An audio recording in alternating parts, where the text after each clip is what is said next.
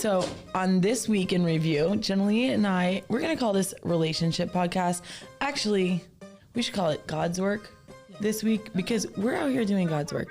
We are going to share a story that is from an anonymous person that sent us about a horrific tale. And then so hopefully if you hear it, you're going to know don't do what anonymous sender did. And if you have a story you would like us to read, send it to us for sure.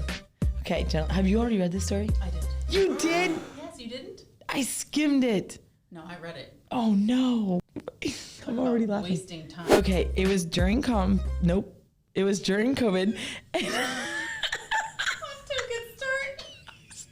Almost said condom. What the hell? Okay, so anonymous sender says it was during COVID and I was living in a high-end apartment complex. I worked from home and only went out to walk my dog or go see my personal trainer.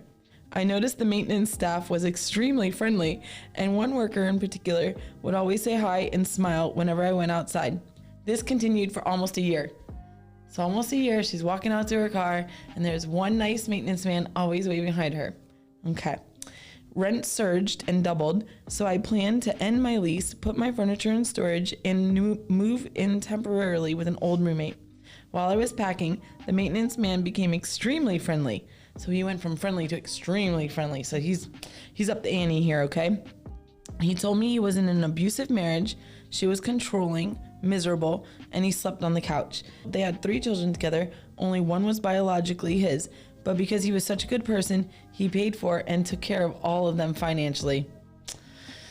Bruh, I can only imagine the things that we won't say names have probably said, I took care of all her kids. I feel like that's what every guy says, that they take care of our kids, and when you know good and well we're out here holding it down. But okay. He shared with me his hardships as a youth growing up poor. He told me one thing he remembers most about growing up was always being hungry, and because of this he was bad as a youth and spent time in prison. But since then, found Jesus and goes to church. He hosts weekly Bible study at his home. Okay, how many red flags have you counted so far? At least 10. Oh my God, I'm only 3 paragraphs in. This man's got 3 red flags. Okay. I had seen this man at his work almost every day for the past year. He was friendly to me and had been in my home to repair broken appliances, so I felt comfortable around him. He felt familiar. Things started to escalate quickly. He told me he wanted to leave his wife and be with me. He told me he had never met anybody as amazing or as beautiful as me in his entire life, and that I was his soulmate. Bro, where? No. Okay, no. Like, as many times as I heard that, well, I do believe I'm a little bit one in a kind, but not the way they tried to fucking put down their run game. Okay. All right, so she's the soulmate. Okay. And he says, who am I to argue with greatness? She must be a Leo. She got big Leo energy. While I was flattered by the attention, I do not date married men, much less the trash maintenance guy at my complex. I kindly declined his advances and moved out. Okay, so she leaves. She's out of Dodge's way. This seemed to pique his interest. Well, that's what happens. He persisted and called me every day. He would FaceTime me for hours. Every morning I would receive a text that I was beautiful, and every afternoon around 5 o'clock he would tell me to have a great evening before he went home to his wife. He was very insistent that he was in love with me and he wanted to leave his wife because she was abusive and controlling, and that I was his soulmate and the most amazing person he had ever met. Bro. Okay, but he's still living with his wife. He shared with me his wife went through his cell phone, she had cameras installed in the house, and would argue with him and try to control his every move. I felt bad for his situation because he seemed like such a kind and genuine person. They always do. They always do. Bro, it's those text messages, those good morning, beautiful, blah, blah, blah. Love bombing. That's what it is. They're love bombing. That's how they get you. And it's like clockwork. They know exactly what they're doing. They know what they're doing. Fast forward 1 month, my roommate dies from COVID. Yeah. His family shows up before he's even cold to change the locks and tells me to get out. While I'm aware none of this behavior is legal, I don't want to stick around while my deceased roommate's family is combing through his belongings like a pack of rats. I share this information with the maintenance man and tell him we could rent a 2-2 and start as roommates and friends, considering we really don't know each other. He insists we must be a couple, that he loves me more than anything in the world, that he has been discussing divorce with his wife and children, and they all understand the situation. He really wants to be with me. Okay.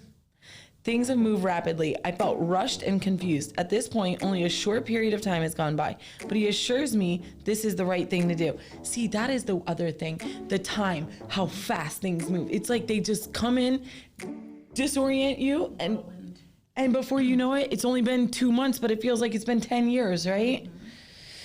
Things have moved rapidly. I felt rushed and confused. At this point, only a short time has passed by. All right, together we picked out a 2-2 with the understanding that we are going to move forward, splitting the bills 50-50 with potential for a romantic relationship as we get more familiar with each other.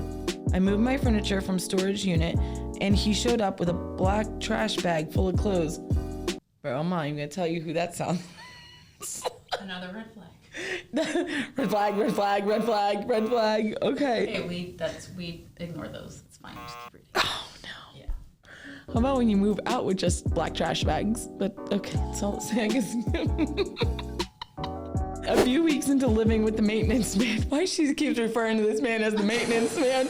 Like this, she didn't even use his initials at this point. She made no progress. She still calls him the maintenance man. A few weeks into living with the maintenance man, I noticed strange behavior. While he was very kind and agreeable, something seemed off. He liked everything I liked, every TV show, every hobby, every food, and wanted to be included in every aspect of my life. He mirrored my behavior and tried to copy my every move. No, absolutely not. That's another red flag. Does this feel familiar to you? Yes. Have you ever been in this? Yeah, no, not where everything I do, but That is familiar for me. That's familiar for me. He was also very pushy at requesting I post pictures of us on social media. that I'm familiar with. Red flag. I refused.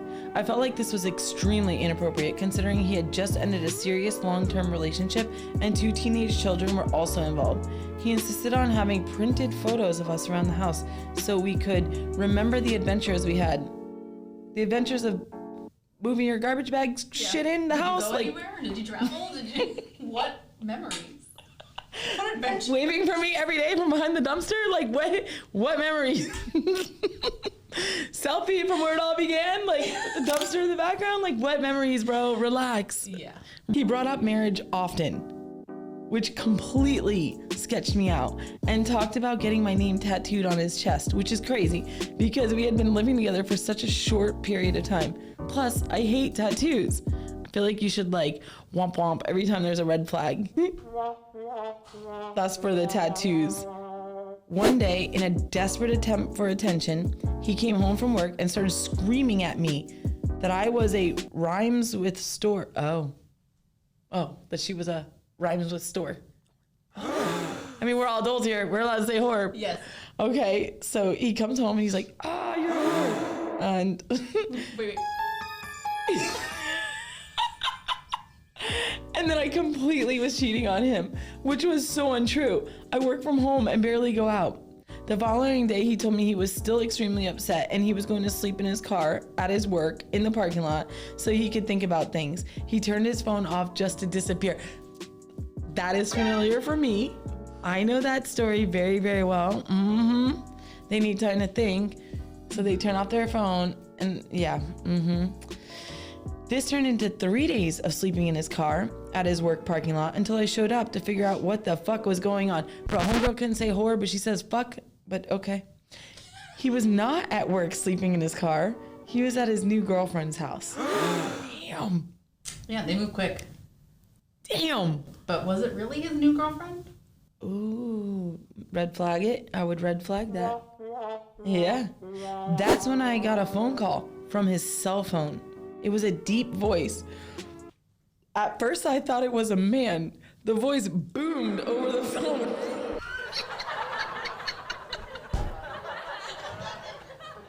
And she said, "Stop calling my name."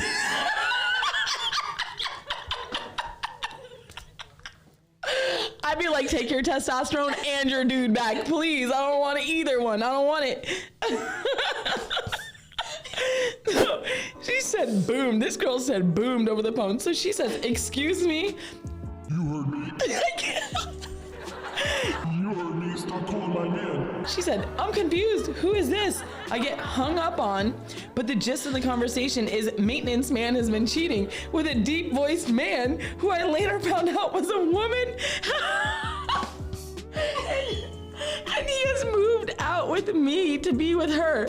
I am pathetic and ugly and need to leave them alone because they love each other and they are soulmates. I need to stop going through his phone. I'm also a pathetic person that I don't let him see his own children. And that's when it clicked. Everything the maintenance man had told me about his ex-wife, this woman was repeating about me, none of which was true. I've done a lot of things in life, but go through a maintenance man's cell phone is not one of them. Not even close. I should keep calling him a maintenance man. I mean, she just straight got me tripping with that. He was nothing other than. He's just the maintenance man. And hopefully he could at least fix shit. Like, and that's when I realized I had made a huge mistake. I picked up the phone and called his wife to apologize. It turns out everything the maintenance man had told me was a lie, including where he lived with his wife and kids. He did not live across town like he told me over and over again. He lived in the building behind mine, in my apartment community. He watched me every day. He knew I worked from home. He knew I didn't go out often or have a lot of company. He knew I was single and lived alone because he lived directly behind me. Yo, that is mad creepy. That's way creepy. So creepy. That's gotta be like, that's scary. Yes. Bro, this is like, please, I just never even want to date again. Leave me be. Yeah. He also evicted his wife and kids after moving in with me while they were at school and work, changed the locks, and put their clothing and belongings in a secret storage unit. He took their mattresses and left their bed frames, so if they were able to get back in, they still wouldn't have anywhere to sleep. Yo, homeboy, this is like... That is disgusting. Correct. And that's his kids. Yeah. Damn. I found out a lot of disturbing things from his wife. The list was long. I had never experienced love bombing. Okay. I had never been around a compulsive liar or a narcissist before. That is an experience. I've done that 3 times. I guess I haven't learned my lesson. I mean, I don't know if I would say that out loud, but whatever. You can edit it out. Yes. This is the year we're gonna learn lessons. Oh my God. Thankfully, it didn't work. I feel for the wife and children who got blindsided and lied to. I hear they divorced and she is dating someone new. I got my living situation organized and my storage unit unpacked, and I'm grateful for that. It's 3 months of my life I won't get back. Dude, 3 months? 3 months? Try 3 years. Yeah. Try 6 years. Oh, yeah. And the deep-voiced girlfriend, I hear she married her new soulmate and love of her life after 6 months at the courthouse with a fresh tattoo of her name. Oh my. She said,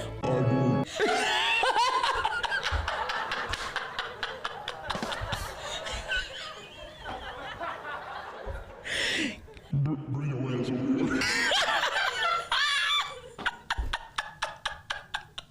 okay, you guys, that is the story for the book. So what are the lessons here? What are some of the key takeaways here? I think the first one I know is like, trust your gut and your intuition. If he starts talking about marriage super fast, that is a big red flag. Marriage talk way too early, big red flag. Moving in together too quick, big red flag. Yes, for sure. The love bombing. The love bombing, those texts every morning that are just too intrusive. Yeah. Big red flag. Wanting to have pictures and want to be posted all over social media. Girl, please. Yeah. Females do that. Yes. Nobody wants That's a red flag. That is a big red flag. Going against your gut, right? Because look, homegirl referred it to him as maintenance man throughout this entire thing. That means that probably wasn't her, that just wasn't her standards. And at some point she, went against her standards. So another big red flag. And then the lies, I mean, there's no way of knowing when they're lying. You don't know until it all blows up in their face. Correct. But, you always try to give somebody the benefit of the doubt, and then you always try to see the good in people, and that's how you get screwed. Yeah. But when you do catch them lying, just trust and know that everything that's coming after that, it's still lies. It's still like they don't learn their lesson. There is no lesson to be learned. And no matter what they say, no matter what they do, it will never change. They will never change. It'll always change in the beginning. It'll be okay. And then they'll start getting comfortable again and start doing the same exact thing. some wild ass shit. Okay, send us in your relationship stories. We are absolutely not professionals. We're just lived experience experts here, and we will read your stories anonymously, of course. 'Tis a wrap.